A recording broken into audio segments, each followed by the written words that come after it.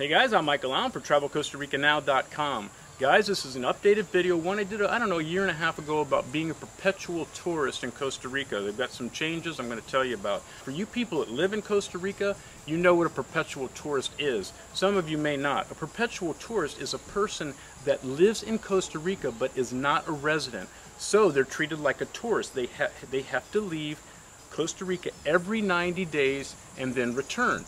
And then they get another passport stamp, then you get another 90 days, and you have to keep doing that. I know, D'Angelo and I are doing this for 7 years.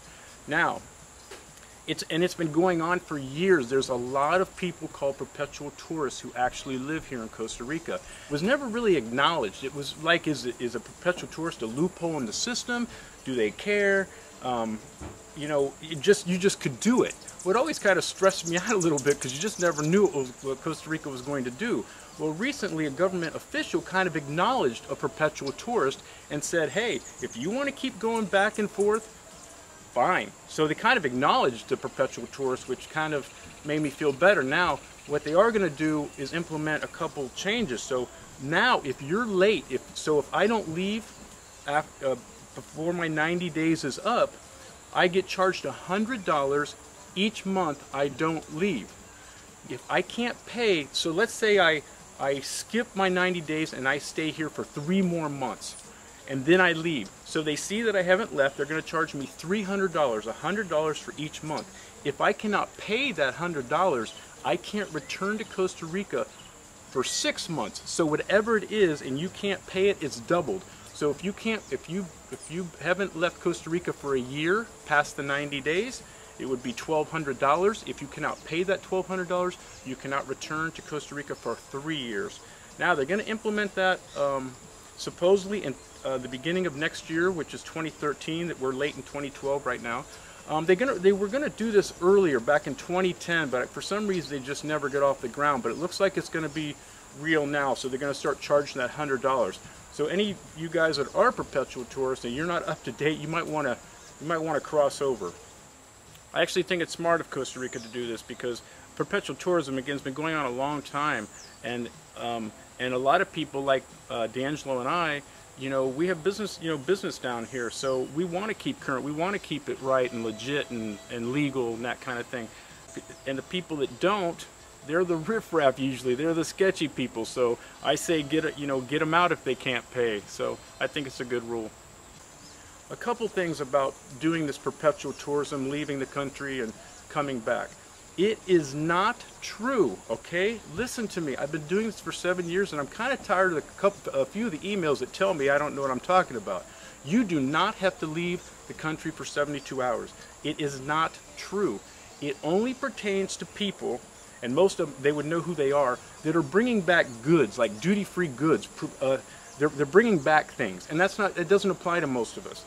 So that's who the 72 hours applies to. You can literally go to the border, cross over, and come back the same day. Again, I've been doing it for a long time, and I also like to go over there for a few days, so we've done both. When you come back into Costa Rica, when I leave, we get to the border, we go over to Nicaragua or wherever, come back, you need, somewhere on you, you need proof that you will be leaving within 90 days. You need an airline ticket, a bus ticket, travel plans from a travel agency or whatever, some sort of official looking document. A lot of people will dispute what I'm saying, because a lot of times they don't ask you for it. And people go, well, they never asked me for that. Well, take my word. You could be at the airport with a one-way ticket, and all of a sudden they go, well, where's your ticket leaving Costa Rica? And you have to purchase the ticket. And the same thing can happen at these the Piñas Blancas border crossing, those Chiles. They can ask you right there, and if you don't have something, you're going to need to buy something on the internet, and they're not going to let you back in. So, but again, a lot of times they don't ask you.